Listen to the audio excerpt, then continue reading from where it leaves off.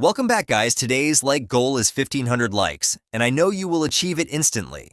So hit that like button and also consider subscribing for future videos.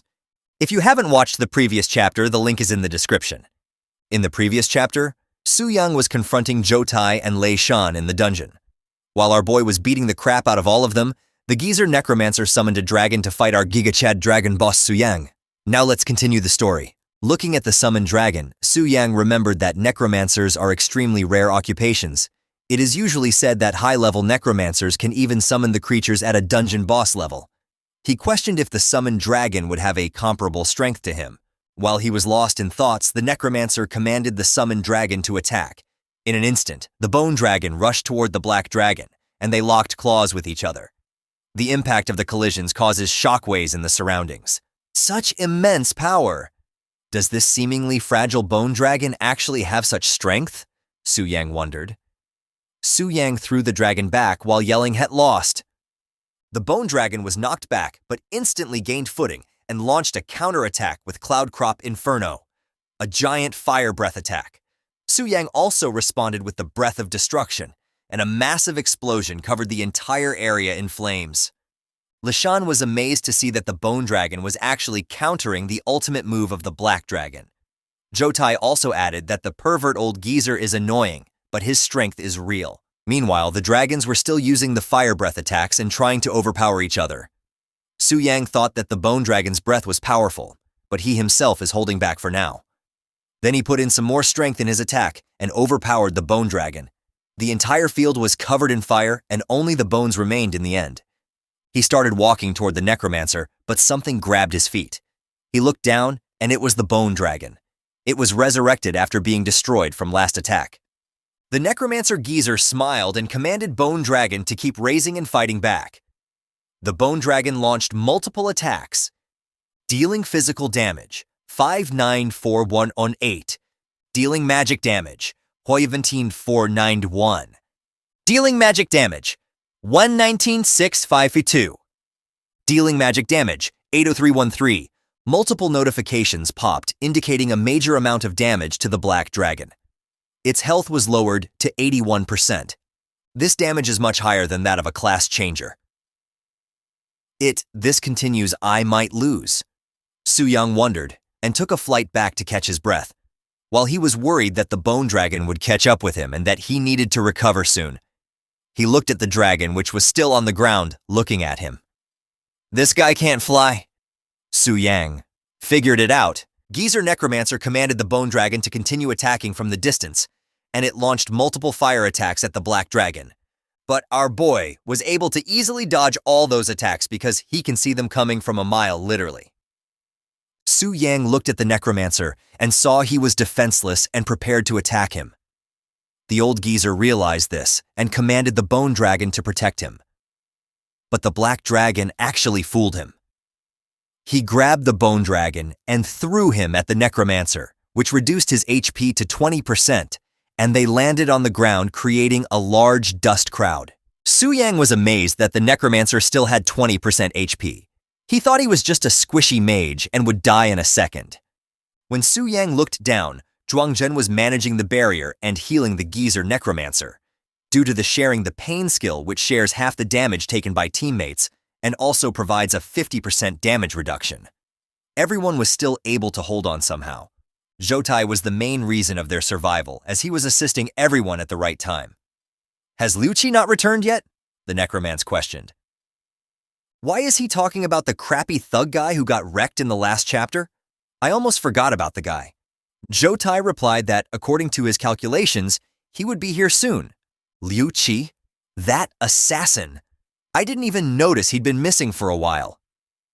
Su-young realized the crappy thug was missing. Guess I wasn't the only one forgetting about him. Su-young guessed that he might be gone to retrieve the Heart of the Dragon. Captain Liu Qi is back, Zhang Kexin shouted. That's great! Zhuangzhen said with a relieved expression. And Lei Shan also got his hopes up and thought they could win. But instead of Liu Qi, it was a subordinate of the Black Dragon who was running toward them. He shouted that he had accomplished his mission and presented Heart of the Dragon to Su-young. Su Yang praised the dragon warrior for swiftly completing the task. Jotai was shocked by the realization that the only hope they had to defeat the black dragon was gone now. How is this possible? He muttered. Su Yang mocked Jotai for scheming and using low-hand tactics to win. He touched the heart, and a bright light surrounded him. A new notification popped. Detecting uncontrollable factors. Diamond Tier Secret Realm.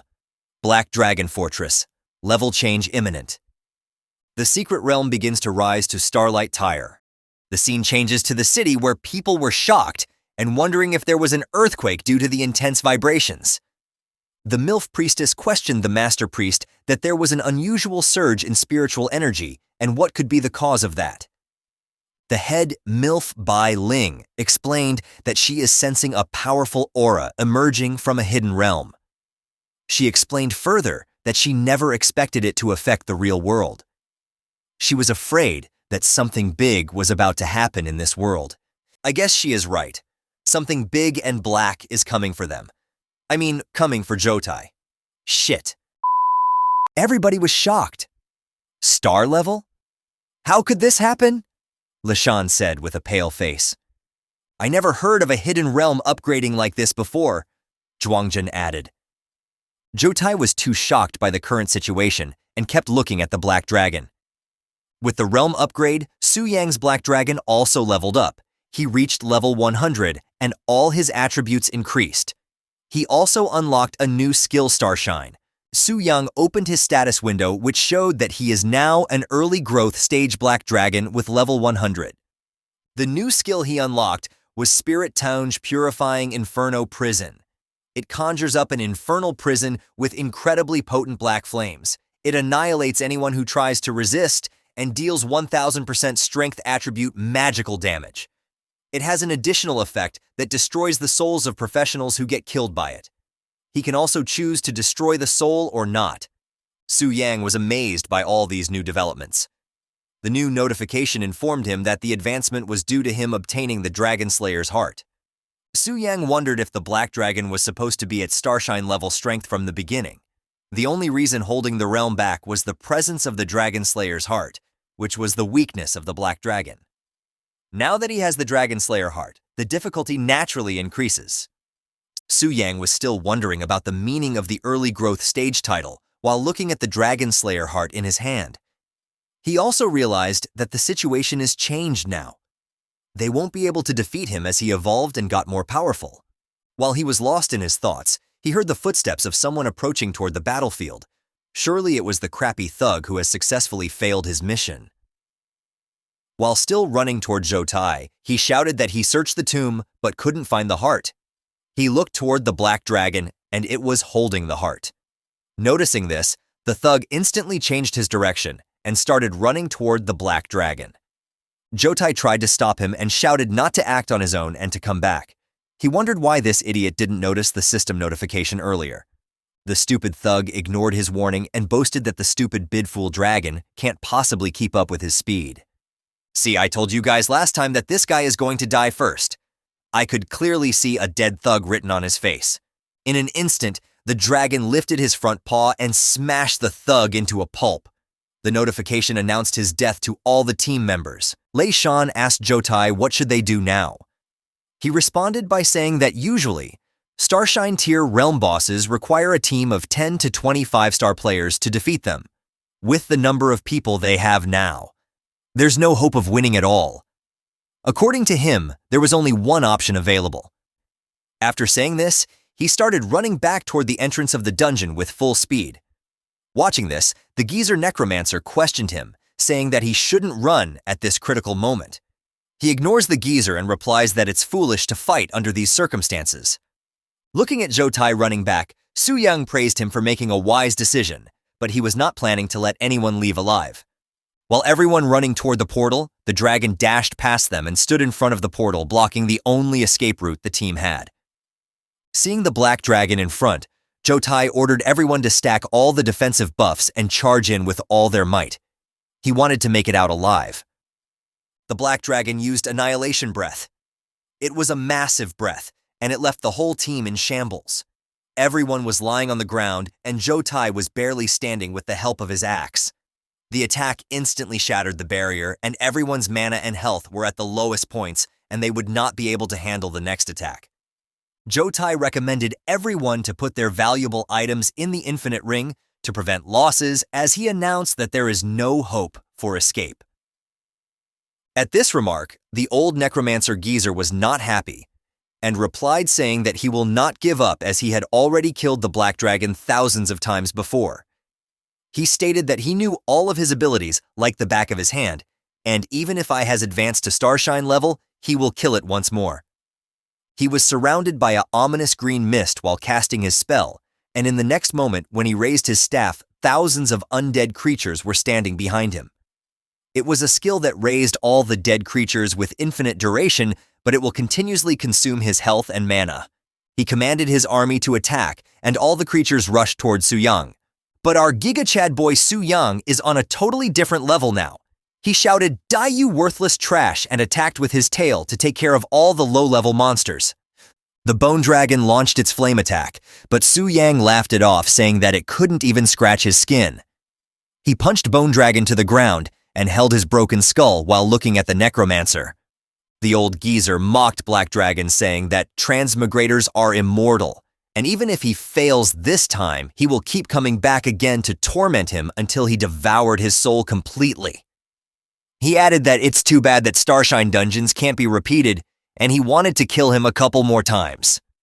Our boy got annoyed by this statement and said, since it had come to this point, how could he let them leave this easily? He took a flight to the sky and used his new skill. There was a big bowl of fire in the area. Everyone was burning and screaming in the fire, and the Necromancer replied that he will make the dragon taste this pain 100 times more. There won't be next time, the dragon replied. The Necromancer was shocked with this answer and noticed his HP had reached 0, but the transfer hadn't started. His body was decomposing and falling apart. You have no chance of resurrection anymore. Disappear, Su-yang mocked the Necromancer. Multiple notification windows popped. You killed level 110 bloodthirsty warrior Jotai. Gained experience +219 8763. You killed level 110 bloodthirsty warrior Jotai. Gained experience +221 8763. You killed level 108 healing priest Jung Hexen. Gained experience 1986 123. You killed level 104 mountain barrier master Zhuangzhen. Gained experience 15 77633. You killed level 103 Shadow Hunter Liu Qi. Gained experience 16 62321. You have completely killed level 115 Necromancer Chen Lun. Gained experience 25 46198. Total experience gained 9.91 million. Su-yang's level rose from 34 to 40, and he reached the limit of pre-transformation level. Due to experience overflow, 40% of experience is lost, and the remaining experience was 5.99 million. With this, the chapter ends here. Our boy has made some major leaps and already reached level 40. Let's see what happens on his first day in the guild. I hope that you liked today's video, and if you did, hit that like button as today's like goal is 1,500 likes. Comment part 5 down below for the next part. Also, consider subscribing with the notification bell on to get notified as soon as a new video drops onto the channel. You can also join the channel to support me financially and watch videos before public release. I'll meet you in the next video. Until then, thanks for watching.